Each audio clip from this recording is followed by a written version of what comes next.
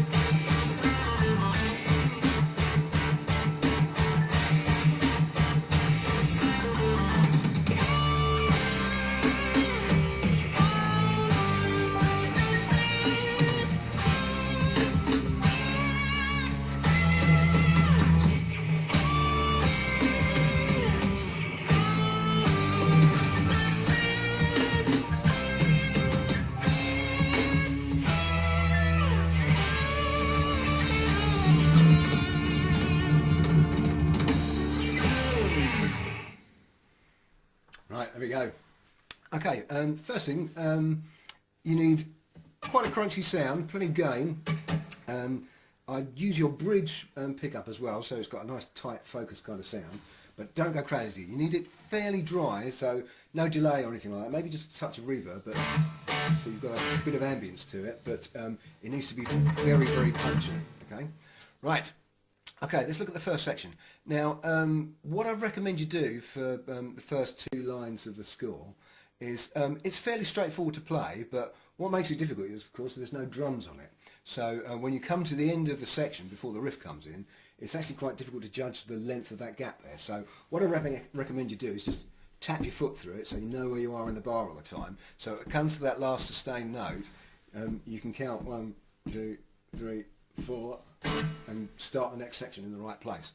So we have a slide first of all, so you're sliding from the 5th fret to the 7th fret with vibrato. Up to the 5th fret, again with vibrato. Then the awkward bit, now you can do it with your first finger, or if you find it easier, drop to your second finger. But the important thing is, it's only a semitone bend, so don't try and overbend it. So you don't want... It's really easy to go too far, so make sure you're getting that just one semitone bend, okay? Back to the 7th fret again. Now we have a bend again, another semitone, this time on your D string at the 7th fret. Then release the bend so you get that 7th fret sound again. Another slide. Up to the 6th fret. Then a slide again to the 8th. Back down to that 5th fret. 8th fret. 7th fret. Another semitone bend, this time from the 5th fret of your G string. So not, it's only a semitone. Then our last note, that's where it's important that you're tapping your foot so you know where you are on the bar. 1, 2, 3, 4, bap, and that's when you come in again.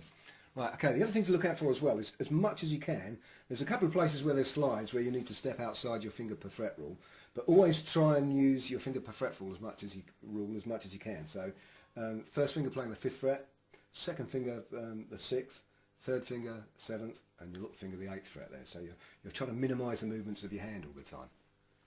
Right, second section where the riff comes in. Now, slightly off at a tangent here, but it's important because you find if you've got a first copy of the book when it came out in 2018, they actually made a mistake on the score. So if you've got a first generation book, that third line there, you've got a pair of repeat brackets on it, meaning that you should be playing that riff twice. That's actually wrong. That would mean you go out of time with the backing tracks. You'd be playing 4 bars too many. So I think they corrected it in the later versions, but on the first generation of the book, scribble off those repeat marks. You don't repeat that first line, okay? That first riff. Now, it actually says PM there, meaning palm muting. Now, if you've done palm muting before, you'll be used to resting the soft part of your hand on the ends of the strings near the bridge, so you get that kind of chunky sound. That's not quite what you want on this one. Although it's palm muted, it's not sort of damped down like that. What you actually want is extreme staccato with palm muting in between. So what you want to do is actually play that 5th power chord and then damp the note with your hand afterwards. So you end up with that, not. So it sounds nice and sharp, nice and cutting, but you've still got the gaps between each of the notes. It takes a bit of practice getting used to moving your hand on and off like that, but well worth the effort because that gives you that real heavy staccato sound. Then we go up to the 8th fret on your D string. So again, you should be swapping between your 3rd finger and your 4th finger. Now, at the end of that second bar on the 3rd line, you've got a semiquaver mark there where it drops down to the 2 5th frets.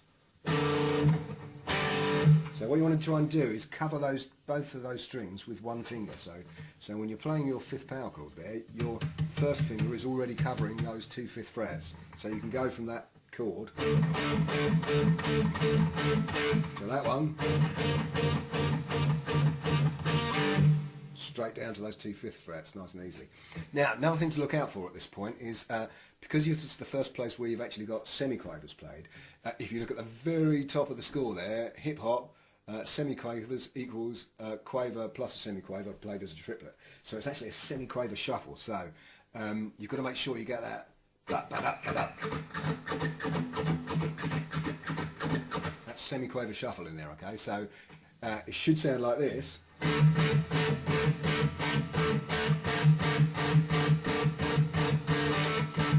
Not like this.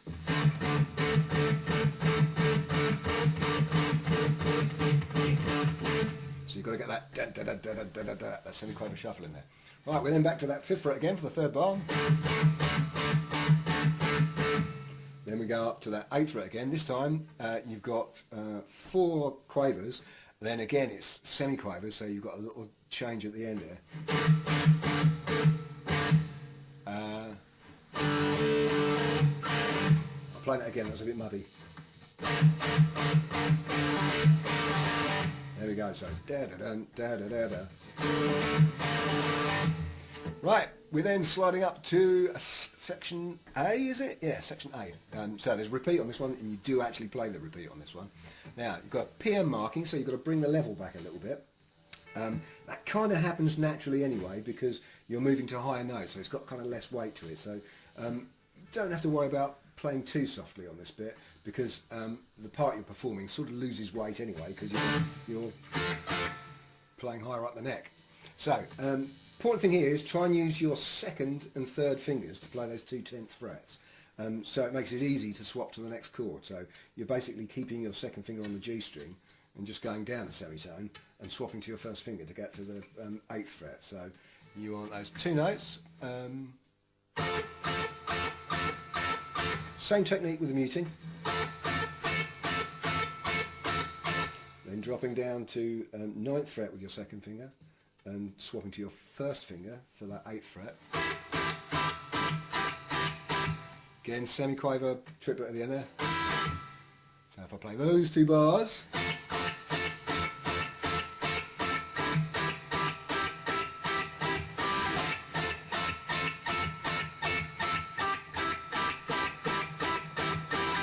and you play that exact section completely again for the repeat.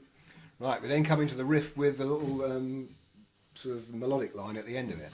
So again, palm muting exactly the same as before, so you've got that D5 power chord at the 5th fret there, up to that 8th fret. Now the single line, so you want starting on your G string at the 5th fret, 8th fret on your D, 7th, 5th, and then back to that chord there. So with that shuffle feel,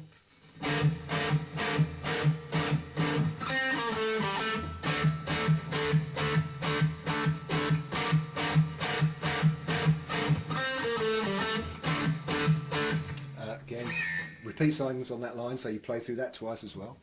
Right, we're then back to the higher section again, mezzo piano marking again, so slightly lighter than the main riff. So we're back to those 2/10 frets. Slight variation as well. You've got a mute stroke at the end there, okay? Down to that 8th and 9th again.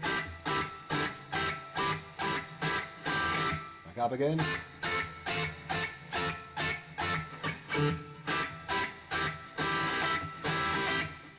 Right, the melodic line again now. So this is the second line of the second page. So we're starting off at that 5th fret. We've got a bend on a 5th fret of a G, followed by a release. Now it's a bit ambiguous as to how it's written out though. It might be not repicking it. But whichever way you do it, I don't think you're going to lose a mark for that little point there. 5th fret on the D string. Then you want a hammer on from your 3rd fret on the D back to the 5th. Sorry, a pull off. Then a slide from the 5th fret to the 7th. Back to the 5th fret on the A. So let me just play that again. I was mumbling a bit there so you can hear what I'm talking about. So we have a 5th fret and our bend. 5th fret on the D. Pull off. Slide from the 5th to the 7th, 5th fret on the A. Then we have another hammer on, this time on your D string, so 5th fret to 7th fret. Then a slide on the G string from the 5th to the 7th. 7th fret again. Then you want a bend on the B string at the 8th fret. Pull off from the 8th fret to the 6th. Back to the 7th fret on your G, and a slide from the 6th fret on the B back to that 8th fret, and repick that same note. So I'll just play that whole section without the gaps in it, so it's a bit easier to hear how it all goes. So.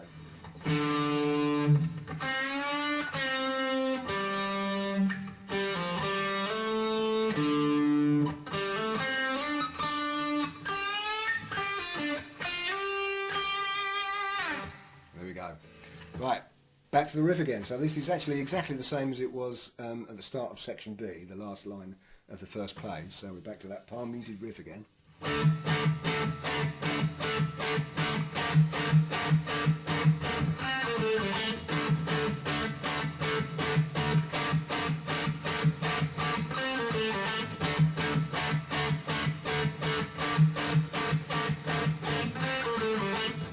so on.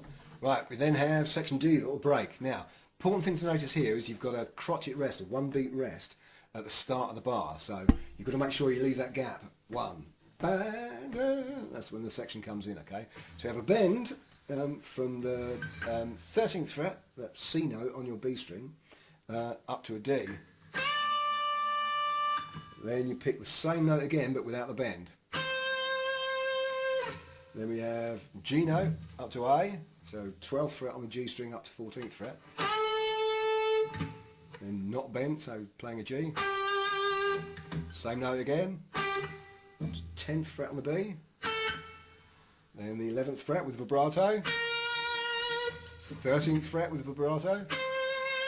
Semitone bend. Then 17th fret with vibrato. We then have a repeat sign, so you've got to play exactly the same thing again. So 1.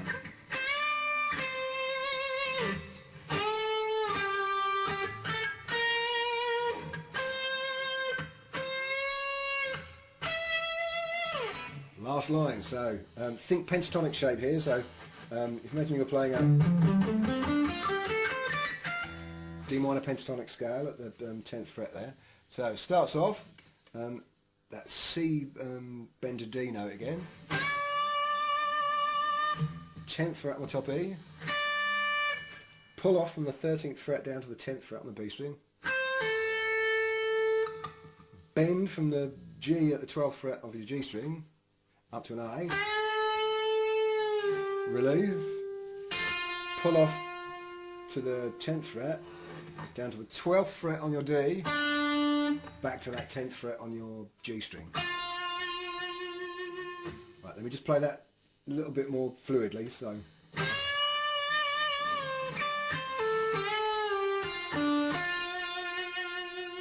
3, 4, then slide on the D string from the 12th fret down. There we go, right, so that gives you a bit of an explanation covering everything that's on the piece. So what I'll do now is I'll play it again, but with the backing track slowed down a bit for you. If I can find the right button to press. There we go, right, here we go.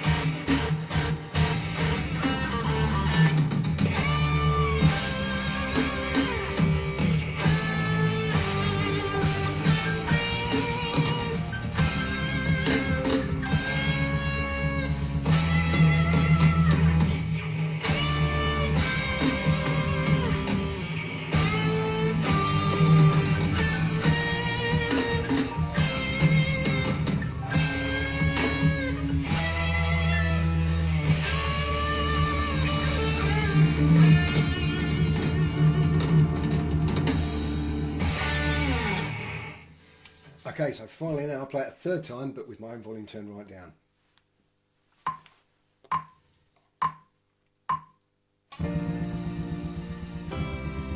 The bend. 3, 4. Another bend.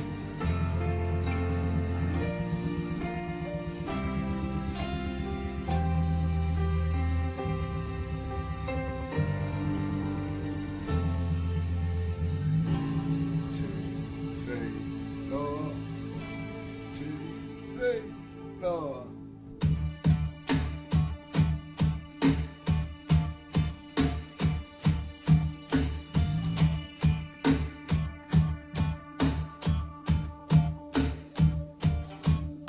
No repeat, so straight up.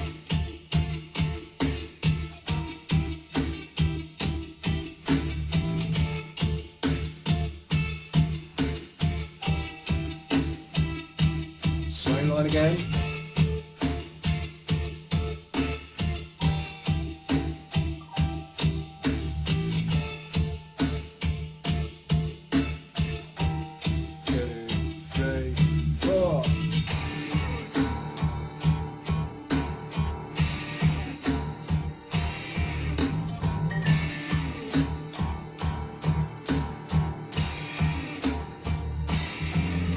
Same line again.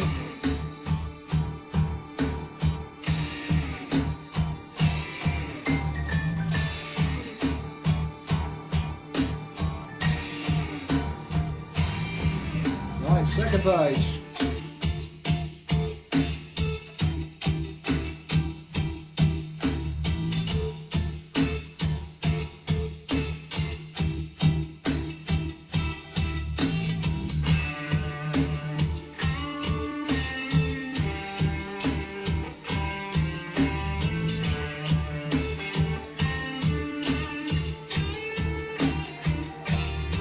Back through it.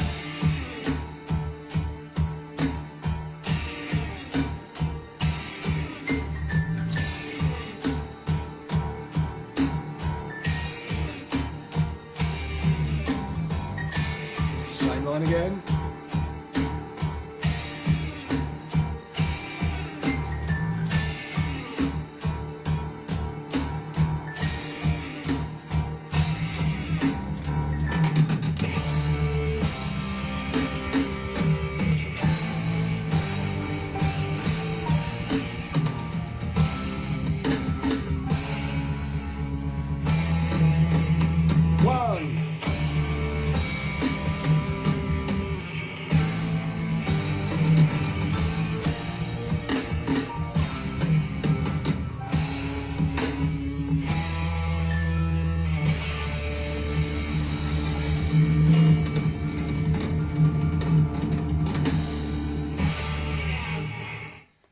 There we go. Hopefully that's of some help.